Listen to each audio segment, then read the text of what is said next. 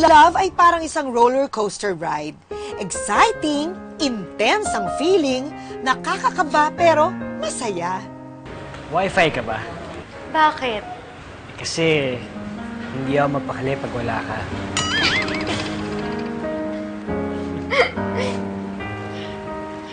Waze ka ba? Bakit? Eh kasi, hindi ako nawawala pag andyan ka eh. Thank you sa date na to, No problem, Rex. Actually, kailangan din kasi kitang makausap. Seryoso natin, ha? Bakit? Ano yung gusto mong sabihin? Ayoko nang sayangin yung oras mo. Gusto ko na sanang makipag-break.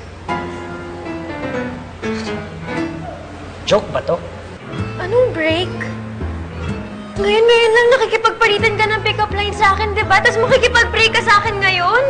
Sorry, baby. It's not you. It's me. Che! Huwag mo kong ma-baby-baby. Art. I'm sorry, Rex. Huwag ka mag-sorry pagkatapos mong i-break yung heart ko. Mas lang nakakapikon eh. At gaya ng roller coaster ride, ito rin ay paikot-ikot, nakakahilo at nakakasuka. Ang tanong ngayon, uulit ka pa ba? Miss, sorry. Isaktan ka ba? Nakakahiyaman, dear Uge, wala na akong magawa. Nagtuloy na ang pag-iyak ko sa shoulder ng mystery boy na hindi ko man lang kilala.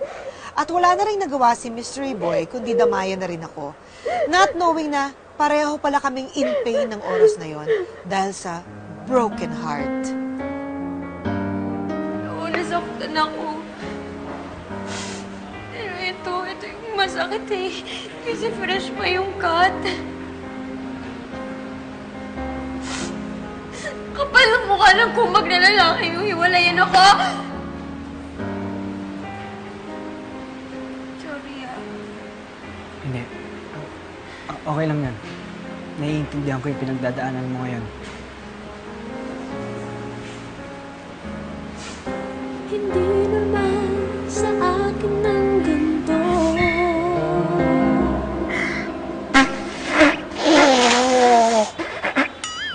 Ngunit ang nadaramay gusto.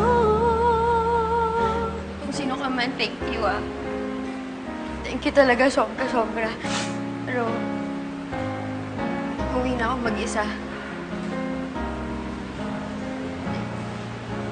Bye. Ang akala ko, dear Uge, yun na ang first and last time na makikita ko si mystery boy. Hindi pala.